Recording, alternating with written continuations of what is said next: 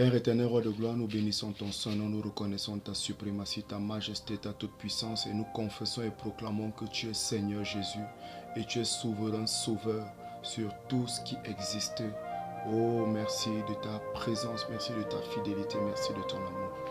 Merci Papa. Parle à quelqu'un maintenant et donne de l'espoir, redonne de la force, donne de la foi à une de tes âmes. Merci Père. Au nom de Jésus-Christ. Amen. Alléluia. La Bible dit dans Matthieu 8, le verset 23 au verset 27. Également dans Luc chapitre 8, le verset 22 au verset 25. La Bible nous parle ici de la tempête apaisée. Alléluia. Un jour, Jésus monta dans une barque avec ses disciples et il leur dit, passons sur l'autre rive du lac. Ils partirent.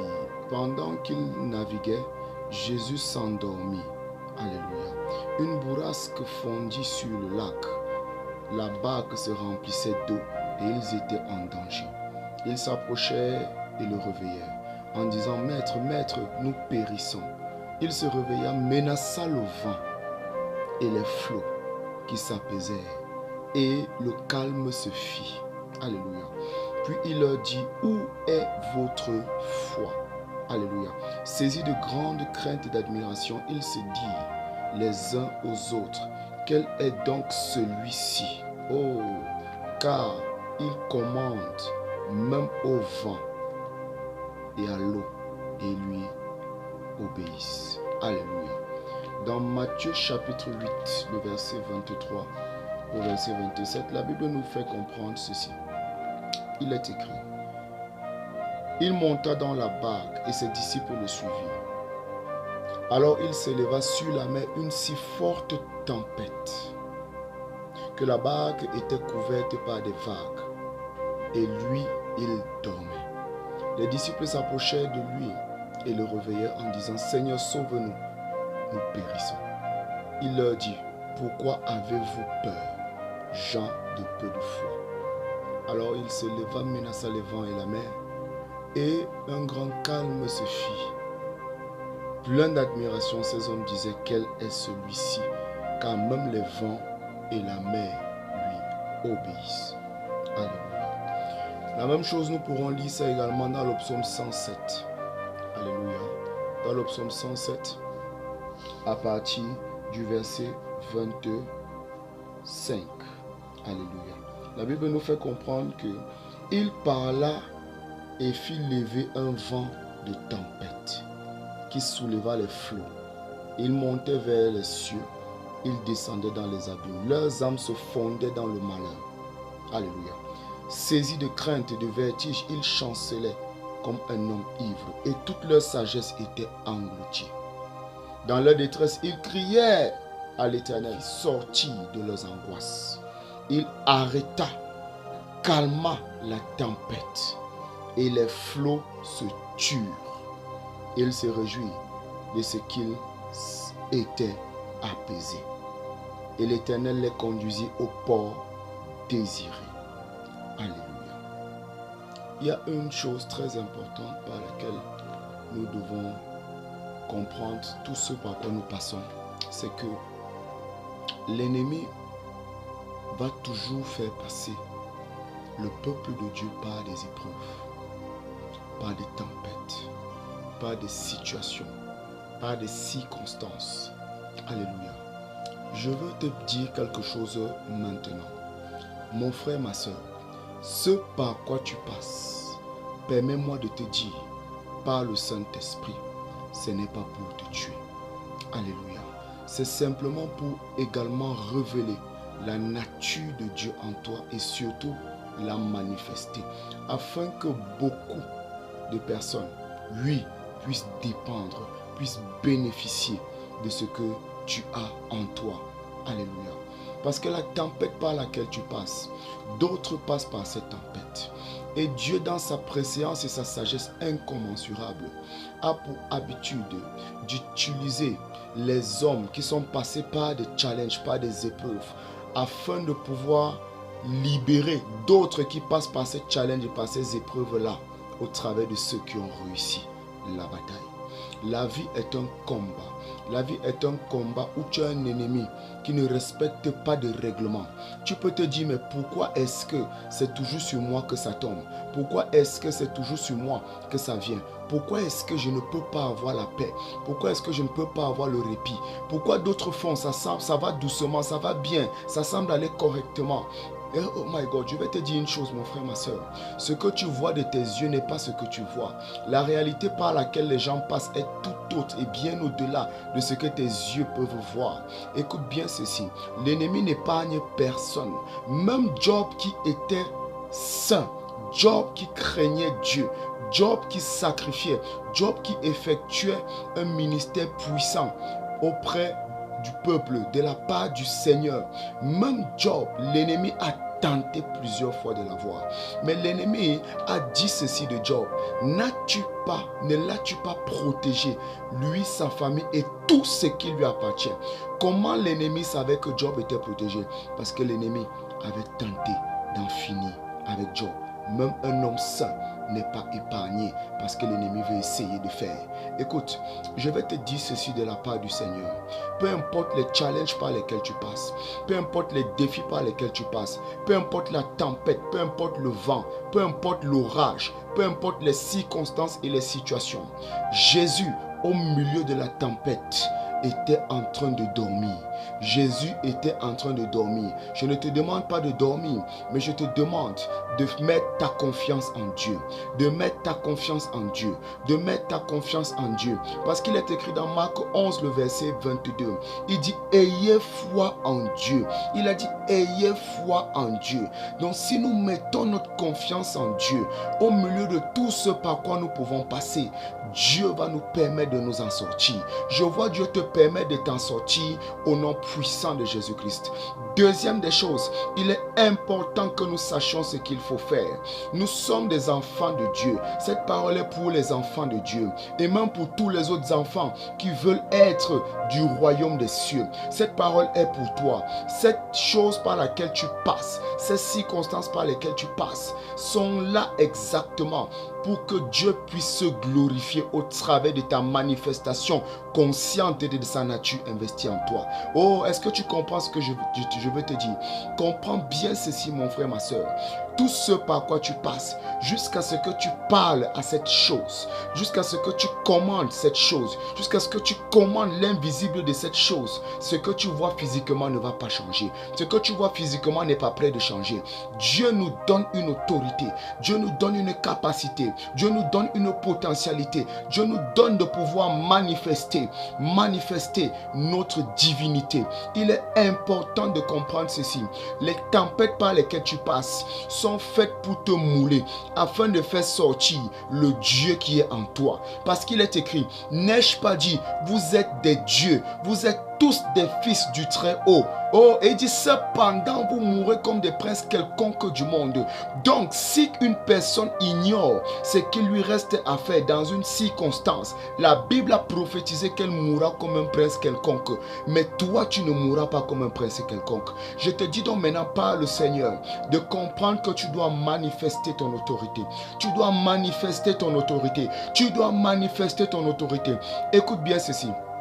Si tu ne manifestes pas ton autorité, ton ennemi manifestera ce qu'il a comme autorité là où il se tient. Écoute, la Bible dit dans 1 Jean 5, le verset 19, la terre entière, le monde entier est sous la puissance du malin. Mais maintenant, la bonne nouvelle que nous avons, c'est que Jésus vient dans Luc 10, le verset 19, il dit, voici, je vous ai donné le pouvoir, en d'autres termes l'autorité, en d'autres termes la puissance, en d'autres termes la capacité surnaturelle de marcher sur les serpents. Quand il dit marcher, ça veut dire de dominer, ça veut dire d'assujettir, ça veut dire d'écraser, ça veut dire de faire ce qu'on veut de cela, de marcher sur les représentations sataniques, diaboliques, peu importe la forme que ça peut prendre. C'est pourquoi il a dit le serpent, les scorpions, oui, et sur toute la puissance de l'ennemi, sur toute la puissance de l'ennemi, peu importe la nature de sa puissance, il nous confère et nous donne le pouvoir de marcher sur toute la puissance de l'ennemi. Dis un bon amen à ça. Maintenant, voici donc, dans 1 Jean 3, le verset 8, la Bible nous fait comprendre quelque chose de fort. Le Fils de Dieu a paru afin de détruire toutes les œuvres du diable. My God. Et maintenant, il nous dit, allez, allez, allez, allez. Et voici les miracles qui accompagneront ceux qui auront cru. En d'autres termes, ceux qui croient à ce que j'ai fait, ils feront les mêmes choses et même de plus grandes. Il l'a dit dans Jean chapitre 14. Il l'a dit également dans Marc chapitre 16. Nous comprenons quelque chose. C'est que tout ce par quoi nous passons, c'est exactement présent devant nous afin de faire ce qu'il faille faire. Afin de faire ce qu'il faille faire. Lorsqu'une épreuve se présente, il est important de comprendre ceci, mon frère, ma soeur. C'est que l'épreuve est faite pour être remportée. L'épreuve est faite pour être remportée. Chaque fois qu'il y a une épreuve, ça t'appelle à la réussite. Ça t'appelle au succès. Et écoute bien ceci. Chaque fois qu'il y a une montagne, la montagne est présente afin d'être ôtée, afin d'être déplacée, afin d'être abaissée, afin d'être aplanie. Oh oui, chaque fois qu'il y a une tempête, c'est afin qu'elle puisse être arrêtée, elle puisse être stoppée. Chaque fois qu'il y a une bataille, c'est afin que nous puissions vaincre, afin que nous soyons les vainqueurs, afin qu'il y ait la victoire pour nous et la défaite de l'ennemi. Chaque fois qu'il y a une opposition, c'est afin qu'il y ait la percée. Chaque fois qu'il y a la résistance, c'est afin qu'il y ait la percée. Chaque fois qu'il y a le doute, c'est afin que la foi s'élève. Chaque fois qu'il y a la peur, c'est afin que le courage soit là. Chaque fois qu'il y a la maladie, c'est afin que la santé divine en abondance soit là. Chaque fois qu'il y a la mort, c'est afin qu'il y ait la vie et la vie de Dieu, la vie Zoé, la vie éternelle. Chaque fois qu'il y a la pauvreté, c'est afin que le riche en toi se manifeste et que ta richesse soit tangible. Chaque fois qu'il y a la stagnation, c'est afin qu'il y ait la délivrance. C'est afin qu'il y ait le brisement de cet obstacle. Chaque fois qu'il y a quelque chose qui t'empêche de jouir, c'est que tu dois pouvoir jouir. C'est afin que tu puisses dégager cette chose pour pouvoir entrer dans ta possession. Comprends bien ce que je te dis. Alors c'est pour te dire ceci. Parle à la mer. Parle aux tempêtes. Parle aux obstacles. Parle aux montagnes. Parle aux collines. Exerce ta divinité en croyant en Dieu. En croyant en Dieu. En croyant en Dieu. Ce par quoi tu passes n'est pas pour te tuer, c'est pour manifester le géant que Dieu a investi en toi. Ne baisse pas la garde, ne baisse pas le bras. Non. Tu as un ennemi qui rôde, qui chaque jour, chaque heure, sans cesse, est en train de tout faire pour t'accuser, pour te détruire, pour te freiner, pour t'empêcher de jouir ce dont tu dois jouir. Tu as un ennemi qui travaille dans un ministère à plein temps pour que ta vie ne reflète en rien les desseins divins rattachés à toi. Et toi, qu'est-ce que tu fais? S'il te plaît, permets-moi de te dire, tu dois le battre aujourd'hui, tu dois le battre demain, tu dois le battre après-demain, tu dois dominer sur lui, tu dois marcher sur lui, tu dois l'écraser, tu ne dois pas douter, tu ne dois pas douter. Il se tient pour en finir avec ta vie. Toi, ne doute pas quand tu as commandé ce que tu veux voir arriver. J'espère que tu as compris. Premier secret, aie foi en Dieu. Ça veut dire, ne regarde pas ce par quoi tu passes comme étant ce par quoi tu dois passer chaque jour. Non, aie foi au Dieu qui est tout puissant et qui te dit qu'il a mis en toi son autorité, sa divinité. Qu'est-ce que Dieu, qu'est-ce que Jésus, qu'est-ce que le Saint-Esprit ferait s'il était à ta place? Serait-il en train de pleurer? Serait-il en train de douter? Serait-il en train de s'apitoyer, d'être abattu? Non. Dieu, devant le vide, les ténèbres, il a dit que la lumière soit. Utilise l'arme de la parole pour changer la circonstance dans laquelle tu es, par laquelle tu passes. Utilise l'arme de la parole afin de commander le changement de ton histoire. Après avoir utilisé l'arme de la parole, fais maintenant ceci. Ne doute pas de ce que tu as dit. C'est pourquoi il a dit dans Marc 11, le verset 23. Si tu dis à cette montagne, ôte-toi de là et jette-toi dans la mer. Et il a dit, si tu ne doutes point et tu crois que ce que tu as dit arrive. Dans une autre version, il dit, tu crois que ce que tu dis arrive. Dans une autre version, il dit, tu crois que ce que tu as dit arrive. Donc, ce que tu as dit hier, ce que tu dis maintenant, il dit arrive, arrive. Ça veut dire dans le temps présent. Crois que ce que tu as dit se fait dans le temps présent, instantanément. Et il dit, ne doute pas. Tu le verras s'accomplir. Et il peut le dire, tout ce que tu auras demandé en priant, crois que tu l'as reçu et tu le recevras. Je peux te dire, mon frère, ma soeur, tu recevras le changement de ton histoire si tu passes à l'action et en affrontant ces choses. Je te vois vainqueur sur toutes tes batailles. J'appelle maintenant la grâce de Dieu à couler dans ta vie, à couler dans ta direction. Il est écrit, si l'Éternel ne bâtit la maison, celui qui bâtit travaille en vain. Alléluia. Si l'Éternel ne garde la maison, celui qui garde travaille en vain, veille en vain. Alléluia. Ça veut dire, si ce n'est l'Éternel qui te délivre, celui qui va dire qu'il te délivre et en train de vouloir le faire, pour rien, il ne peut pas te délivrer. Il faut identifier ce qu'il y a derrière. Et le Dieu qui est omniscient, omnipotent, omniprésent, est celui-là que nous devons engager pour mener nos batailles. Nous devons prier, parler, afin que le ministère angélique opère et fasse ce qu'il a à faire. C'est pourquoi il est écrit, même si l'ennemi vient comme un fleuve, l'Esprit de l'Éternel le mettra en déroute, le mettra en fuite. Je parle sur ta vie au nom puissant de Jésus-Christ. Tout ce par quoi tu passes dans ta vie, dans ta carrière, dans ton ministère, dans ta santé, dans tes études, dans ta famille, dans ton pays qui ne glorifie pas Dieu. Je prie maintenant que l'Esprit de l'Éternel se meut, se déplace et mette ça en fuite au nom puissant de Jésus-Christ. Cette porte qui était fermée, je commande qu'elle soit ouverte au nom de Jésus-Christ. Cette montagne qui se tenait devant toi, cette colline qui se tenait devant toi, j'ordonne qu'elle soit abaissée au nom puissant de Jésus. Ce chemin qui était tortueux, ce chemin qui était montueux, j'ordonne que ce soit redressé, aplani au nom puissant de Jésus-Christ. Peu importe la tempête, la force de la tempête, je parle à cette tempête en mission dans ta vie. J'ordonne qu'elle se taise au nom de Jésus. J'ordonne qu'elle se taise au nom de Jésus. Et je vois maintenant la grâce de Dieu te donner la joie, la paix, l'amour au nom puissant de Jésus. Je te fais vainqueur sur ce qui voulait te tuer hier.